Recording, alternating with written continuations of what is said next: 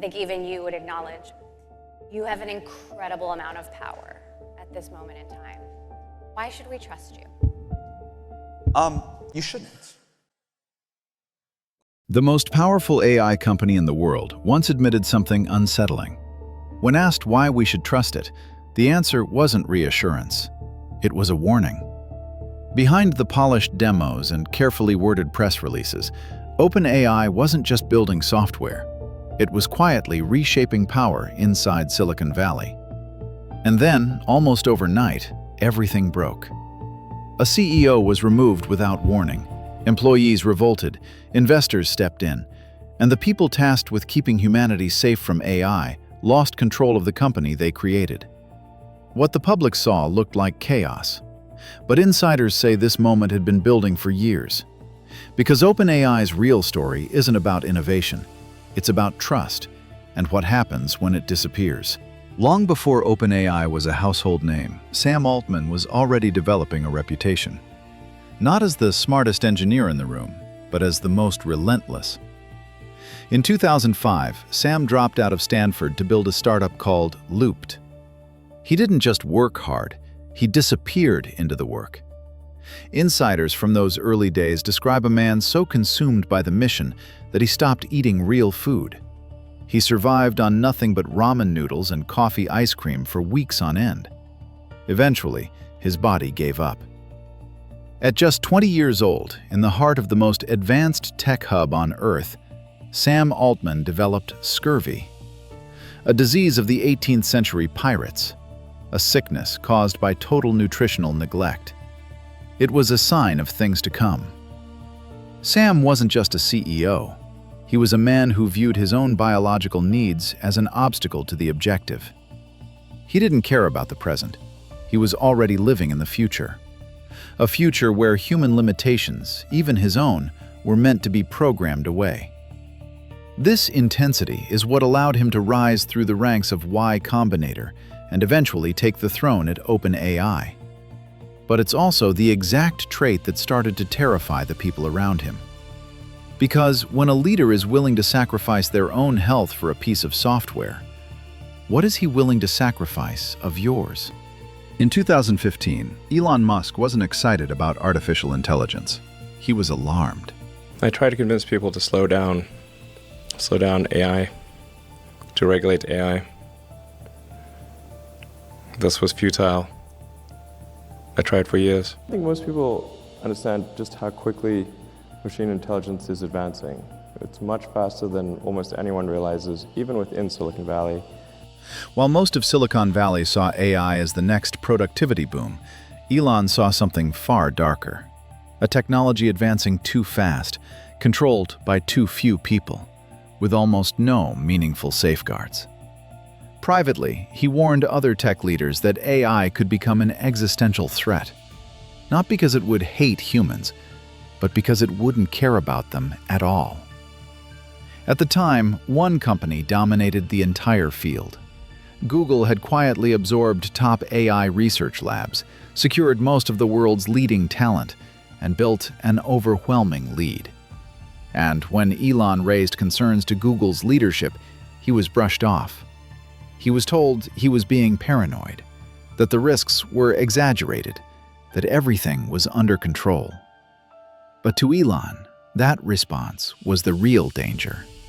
Because if one company controlled artificial intelligence and didn't take safety seriously, then whoever ran that company would shape the future of humanity by default. That belief pushed him toward a drastic conclusion. If AI couldn't be slowed down, then power had to be diluted. And that realization would lead him directly to Sam Altman. In 2015, a quiet dinner brought together a small group of people who rarely sat in the same room. There was no stage, no press, no announcement. Just a private conversation among some of the most influential figures in technology.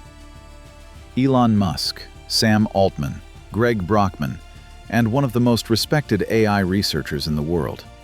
But we will talk about him in a minute. They weren't there to debate products or profits. They were there to talk about consequences. about what would happen if artificial intelligence continued accelerating without restraint, and about who would control it when it did. By the end of that night, a radical idea had taken shape. They wouldn't try to slow AI down. They would try to outrun everyone else, and do it under a different set of rules. The result was OpenAI. Not a startup chasing valuation, not a company optimized for shareholders, but a non-profit designed to build artificial intelligence for the benefit of humanity, and to share its work openly with the world. At least, that was the promise. In 2017, a group of researchers at Google published a paper with a deceptively simple title, "Attention is all you need." At the time, Google was the undisputed king of AI. They had the most data, the most PhDs, and the most compute. But they had a problem. Their AI read like a human. One word at a time. It was slow, it was forgetful, and it couldn't handle the vast complexity of human thought. The transformer changed everything. It was a radical new architecture that allowed machines to look at an entire book or a million lines of code all at once.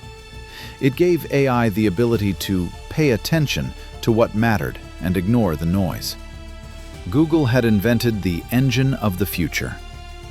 But inside the halls of Mountain View, there was a growing sense of dread. Google's founders, Sergey Brin and Larry Page, later admitted they didn't take it seriously enough. They were a massive corporation with a reputation to protect. They were terrified that an AI this powerful might say something dumb, or worse, destroy their multi-billion-dollar search business. So, Google did what big companies do. They published the paper, won some academic awards, and then they sat on it.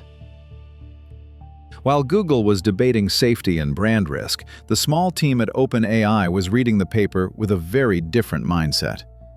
To them, the transformer wasn't just a research project. It was the Holy Grail. Where Google saw a risk to their search ads, Sam Altman and Sutskever, our mysterious fourth person, saw a direct path to AGI. They realized that if you took Google's transformer and fed it more data than anyone thought possible, the entire internet, every book ever written, every line of public code, the system wouldn't just process language, it would begin to understand it. OpenAI didn't have a search engine to protect. They didn't have a legacy to defend. They had nothing to lose. So they took Google's invention and pushed it to a scale Google's own engineers privately warned was reckless. This wasn't about building a chatbot. It was about building a next-word prediction engine so vast that reasoning itself started to emerge. In that moment, the trajectory of artificial intelligence changed. Google built the weapon. OpenAI was the only one willing to pull the trigger. And once they did, there was no putting it back. Because the real story isn't what they built. It's what happened after the weapon escaped.